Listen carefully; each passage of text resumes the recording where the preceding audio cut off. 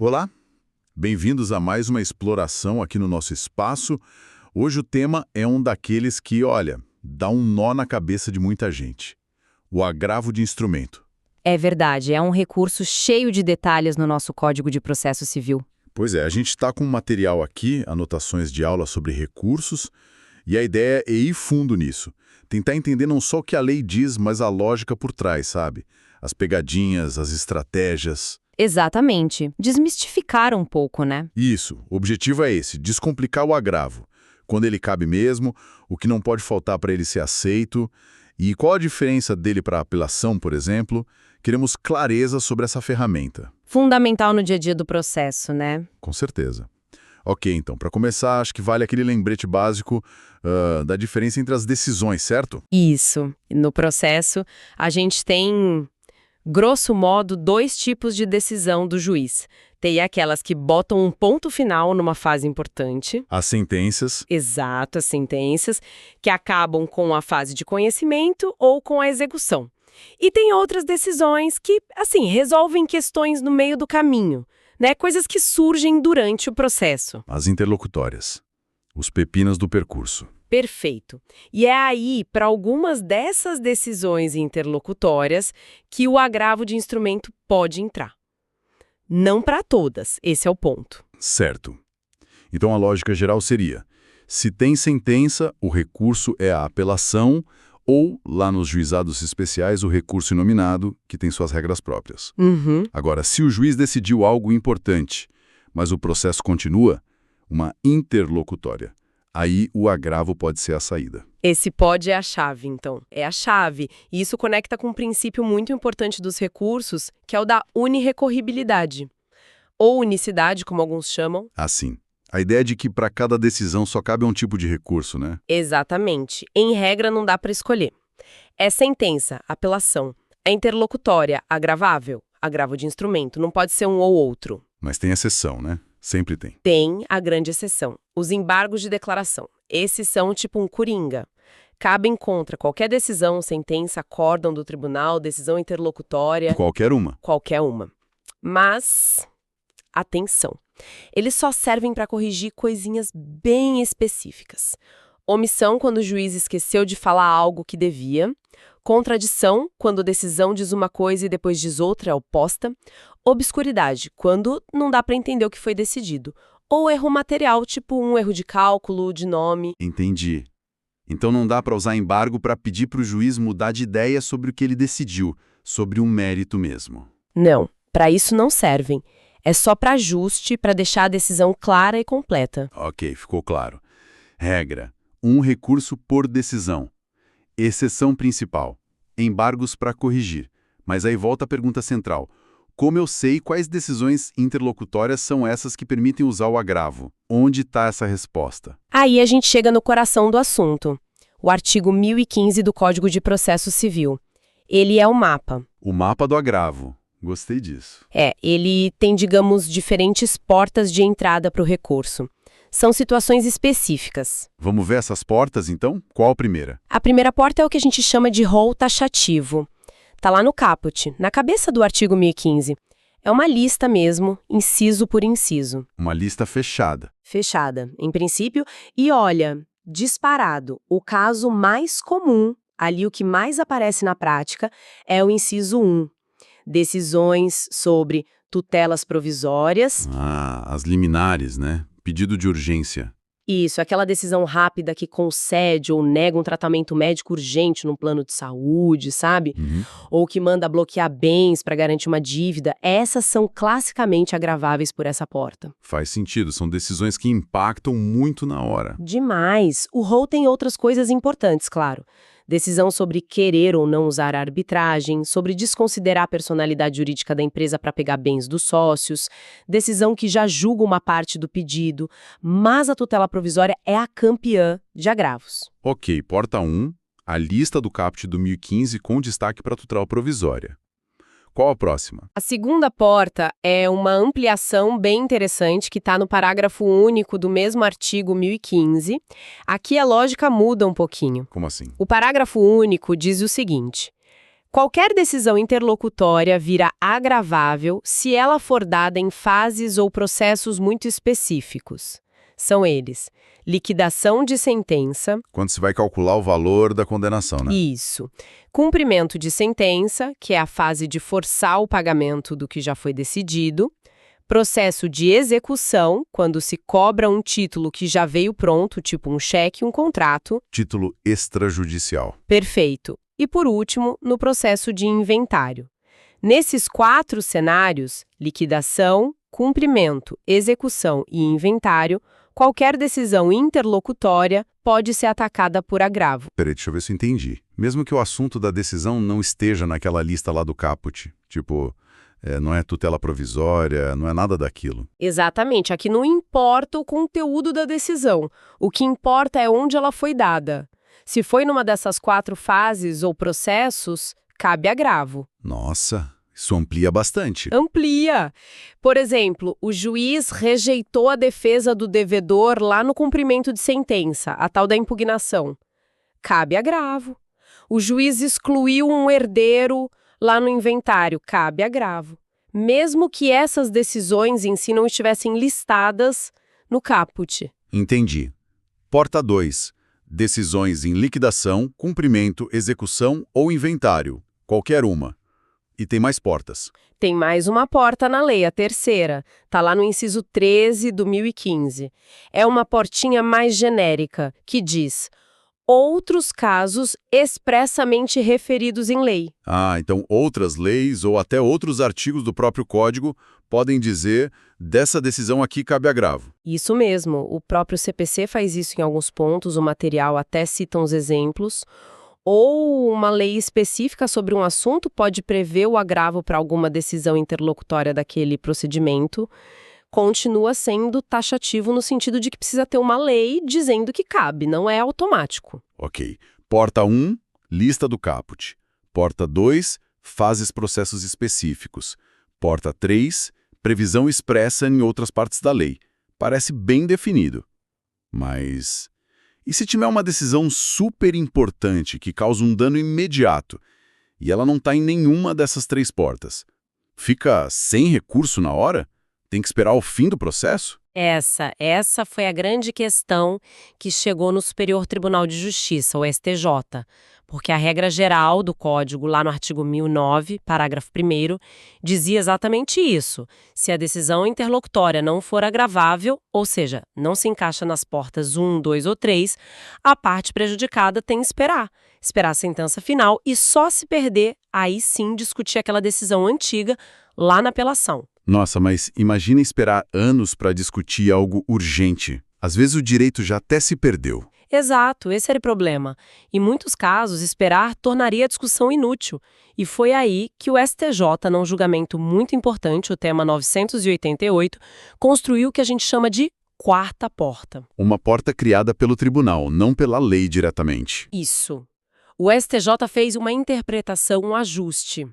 O que eles disseram no tema 988 foi o seguinte: olha, o rol do artigo 1015 é taxativo, sim, a intenção da lei foi limitar. Mas essa taxatividade pode ser mitigada. Mitigada. Como assim? Significa que, em situações excepcionais, dá para usar o agravo de instrumento, mesmo que a decisão não esteja prevista nas portas 1, 2 ou 3. Mas tem uma condição muito clara para isso. A parte tem que comprovar uma urgência muito grande. Uma urgência que faça com que esperar a apelação seja inútil, que o prejuízo seja irremediável. Ah, então a urgência é a chave para essa quarta porta. É a chave. O exemplo clássico que sempre dão é o do juiz que nega uma prova pericial essencial. Imagina que a perícia precisa ser feita logo, senão o objeto da perícia se perde, estraga. Tipo um exame em alimentos perecíveis ou algo assim. Isso. Se não fizer logo, já era.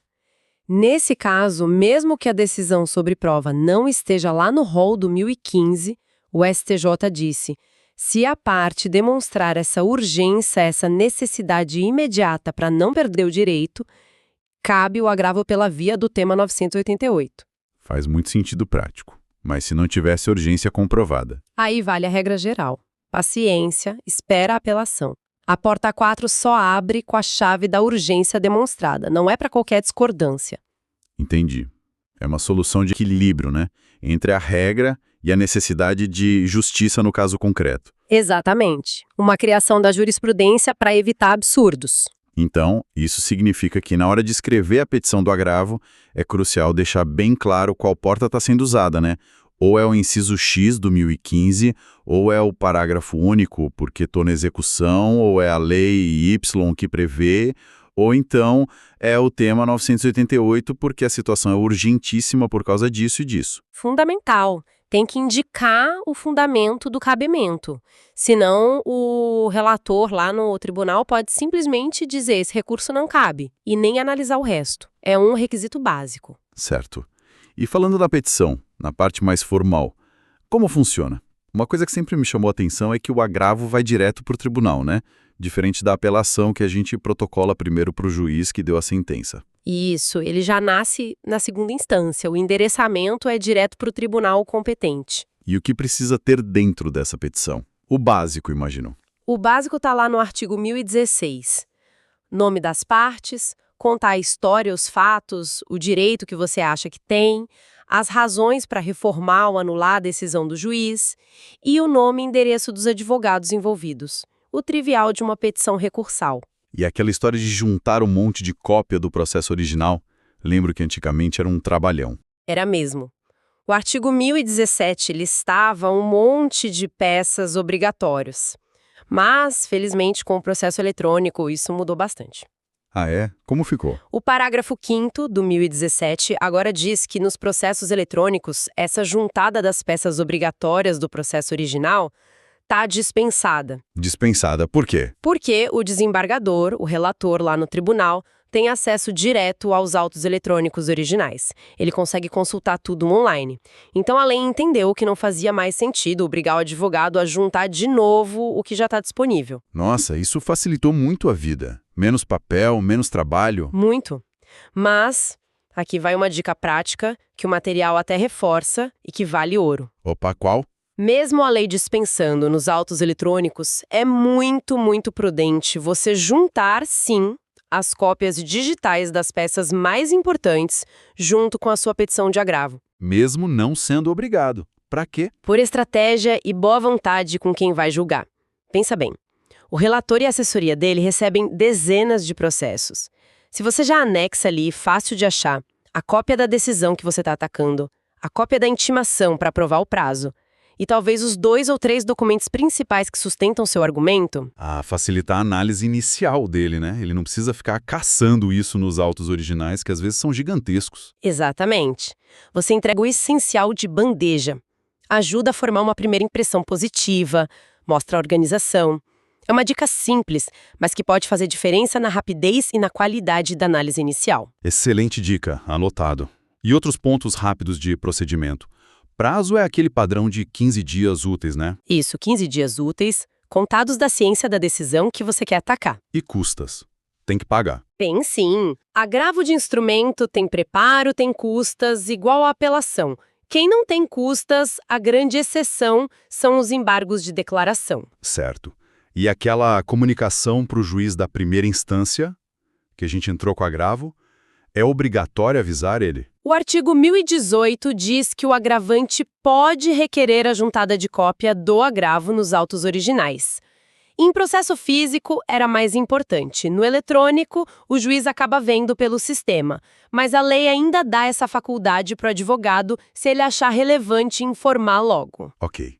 Então o agravo chegou lá no tribunal, foi distribuído para um relator, e aí, qual o próximo passo crucial? Imagino que seja a questão do efeito suspensivo. Exato. Esse é muitas vezes o ponto mais urgente para o cliente.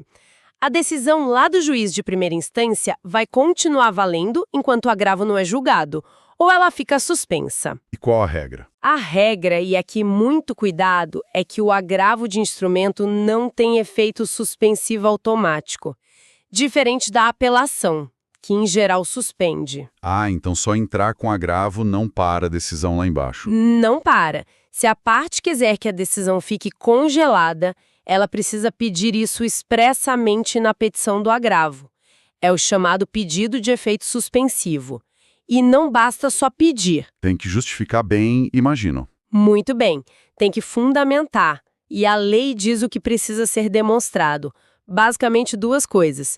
Primeiro, a probabilidade do direito, o famoso fumus boni iuris. A fumaça do bom direito. Mostrar que o recurso tem chance de dar certo no final. Isso, mostrar que o argumento é forte, que a decisão do juiz parece mesmo errada. E segundo, talvez até mais importante para o efeito suspensivo, é o perigo de dano grave ou de difícil reparação se a decisão começar a valer logo. O periculo in mora. O perigo na demora. Tem que provar que esperar o julgamento final do agravo vai causar um prejuízo sério, talvez irreversível. Exatamente. Tem que mostrar o risco concreto.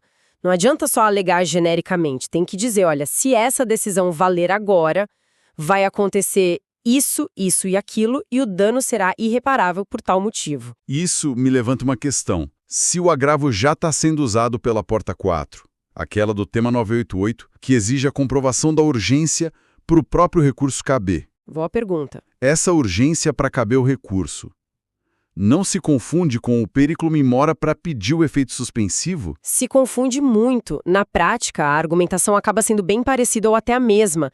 Se você já teve que demonstrar uma urgência enorme para justificar o cabimento do agravo pelo tema 988, essa mesma urgência provavelmente vai servir para fundamentar o pedido de efeito suspensivo. Faz sentido. A prova do risco acaba servindo para as duas coisas nesses casos. Serve.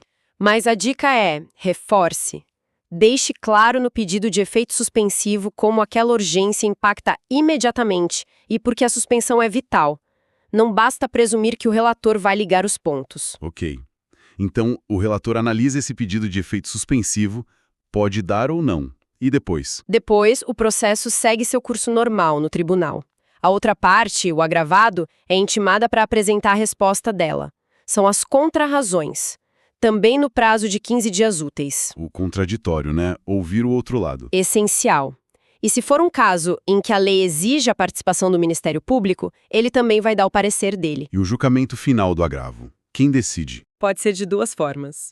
Ou o próprio relator decide sozinho, numa decisão monocrática, se o caso se encaixar em algumas hipóteses que a lei permite, artigo 932 do CPC, por exemplo, se o recurso for claramente contra a jurisprudência dominante do tribunal ou de tribunais superiores. Uma forma mais rápida de resolver. Sim. Ou então, o caso vai para o julgamento pelo colegiado, que é o grupo de desembargadores da turma ou câmara responsável. Hoje em dia isso acontece muito em sessões virtuais, né? Sim, a maioria é virtual. E tem sustentação oral no agravo? O advogado pode ir lá falar para os desembargadores? Pode. O Código garante expressamente o direito à sustentação oral no agravo de instrumento que trata de tutela provisória. Exporta 1, inciso 1. Ah, só nesse caso de tutela provisória? Pela lei federal, sim. É o que está garantido no artigo 937, inciso 8. Mas os regimentos internos dos tribunais podem ampliar isso. O material até menciona que alguns tribunais permitem também para o agravo sobre desconsideração da personalidade jurídica, por exemplo. Tem que conferir o regimento local. Entendi. É uma chance importante, né? De tentar convencer ali na hora. Muito importante, especialmente em casos complexos ou urgentes. Agora, tem uma coisa que você mencionou que me deixou pensando. A perda de objeto. Como funciona isso direito? A perda superveniente do objeto, isso é um risco real no agravo. Imagina o cenário. O agravo está lá no tribunal, na fila para ser julgado, discutindo, por exemplo, se uma prova devia ou não ser produzida. Ok. Enquanto isso, o processo principal continua correndo lá na primeira instância. E o juiz, pumba, dá a sentença final julgando o mérito da causa. Antes do agravo ser julgado. Antes, se essa sentença final acabar resolvendo direta ou indiretamente a mesma questão que estava sendo discutida no agravo, no nosso exemplo, se a tal prova era necessária ou não para o resultado final, o agravo perde a sua utilidade. Perde o sentido de existir, né? A questão já foi resolvida de outra forma. Exatamente. O tribunal então vai dizer, olha, teve perda de objeto. Não tem mais o que discutir aqui nesse agravo. E arquiva o recurso sem nem analisar se quem entrou com ele tinha razão ou não sobre a questão da prova. Caramba, que frustrante para quem entrou com o agravo.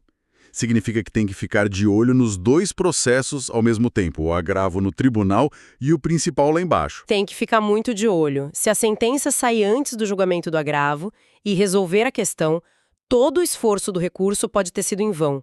É uma dinâmica que exige monitoramento constante. Puxa vida. Bom, para a gente ir amarrando as ideias, aquele comparativo rápido do material é útil. Vamos repassar as diferenças-chave. Vamos lá. Agravo de instrumento ataca o quê? Decisões interlocutórias específicas. Aquelas das portas do 1015 ou do tema 988. E a apelação? A sentença. A decisão que põe fim à fase de conhecimento ou à execução. Prazos? Agravo e apelação, 15 dias úteis. Recurso inominado no juizado, 10 dias úteis. Embargos de declaração, 5 dias úteis. Custas? Preparo. Agravo e apelação, regra geral, tem custas. Embargos de declaração são gratuitos. E o ponto crítico? Efeito suspensivo. No agravo, não é automático. Precisa pedir e fundamentar bem o risco, periculo in mora, e a plausibilidade, fumus boni iuris. Na apelação, a regra geral é ter efeito suspensivo, ou seja, a sentença não produz efeitos imediatos, mas tem exceções importantes também, claro. Perfeito. Bem diferente a lógica do efeito suspensivo. Totalmente. E com base nisso tudo, quais seriam os erros mais comuns, as cascas de banana que fazem um agravo não dar certo? Boa. Vamos listar os principais. Primeiro, mais básico, errar no cabimento. Tentar usar o agravo para uma decisão que simplesmente não está em nenhuma das hipóteses. É o que a gente chamou de usar a porta errada. O recurso nem vai ser conhecido. Certo. Segundo. Um erro muito frequente com o tema 988, alegar a urgência de forma genérica. Falar é urgente sem provar concretamente qual o risco, qual o dano iminente. Precisa de prova, de demonstração. A alegação vaga não cola. Terceiro erro. Pedir o efeito suspensivo sem caprichar na fundamentação do periculo in mora. Aquele pedido padrão, requer o efeito suspensivo pelos motivos já expostos, sem detalhar o risco real e imediato. Dificilmente vai funcionar. Quarto. Ativo. Aquele descuido que acabamos de falar. Não monitorar o processo principal e ser surpreendido pela perda de objeto do agravo porque a sentença saiu antes. Dinheiro e tempo jogados fora. E por último. Os erros formais básicos, mas que ainda acontecem. Perder o prazo de 15 dias úteis, ou esquecer de pagar as custas, o preparo, ou pagar o valor errado quando não se tem justiça gratuita. Erros que matam o recurso antes mesmo de começar a discussão. Ótimo resumo dos cuidados. Então, o que a gente pode levar dessa nossa conversa? Se for para resumir. Bom, acho que o principal é: agravo de instrumento é a ferramenta para contestar imediatamente certas decisões que saem no meio do processo. Certas decisões, não todas. O mapa para saber quais são é o artigo 1015, com suas várias portas. Exato. A lista do caput, as fases específicas do parágrafo único, outras leis. E a porta criada pelo STJ, o tema 988, para os casos de urgência comprovada. Isso. E lembrar sempre, o efeito suspensivo não é automático, é uma luta. Tem que pedir e justificar muito bem o risco. E, claro, atenção aos detalhes, prazo, custas e o perigo da perda de objeto. Exato. E sabe, para uma reflexão final, acho interessante pensar nessa tensão que o tema 988 trouxe. A tal da mitigação do rol taxativo. Isso. Porque, de um lado, a gente vê a intenção do legislador com o 1015. Tentar dar mais segurança, mais previsibilidade, limitar os recursos no meio do caminho para ver se o processo anda mais rápido. Uma tentativa de racionalizar, né? Sim.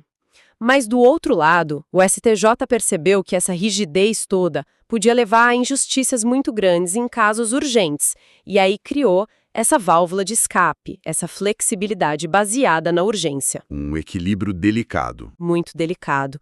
E isso impacta direto na estratégia do advogado, né? Fica sempre aquela dúvida. Tenho aqui uma decisão ruim, urgente, mas que não está na lista do 1015.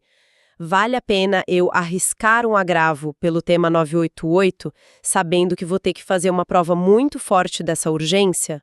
Ou seria mais seguro esperar a apelação mesmo correndo o risco de ser tarde demais? Exatamente. Não tem resposta pronta. É uma análise de risco caso a caso. Qual o tamanho do prejuízo se esperar? Qual a chance de conseguir provar a urgência agora? É uma decisão estratégica complexa. Uma excelente provocação para a gente fechar essa análise do agravo de instrumento. Foi uma conversa muito rica, baseada aqui no nosso material. Espero que tenha ajudado a clarear um pouco esse recurso tão importante e às vezes tão temido. Tenho certeza que sim. Iluminou bastante os caminhos e os desafios do agravo no processo civil brasileiro.